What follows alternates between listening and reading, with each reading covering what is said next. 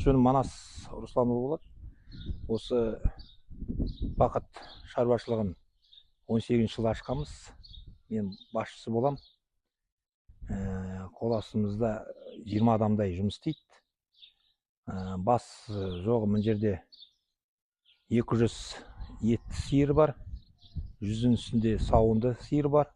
Чехиядан әкелген. Несие корпорациясы берілген кредитпен алғанбыз кезінде. Сосын жылқы алдық. Қазір 600-дің басында бар, 300-дай жылқы алдық.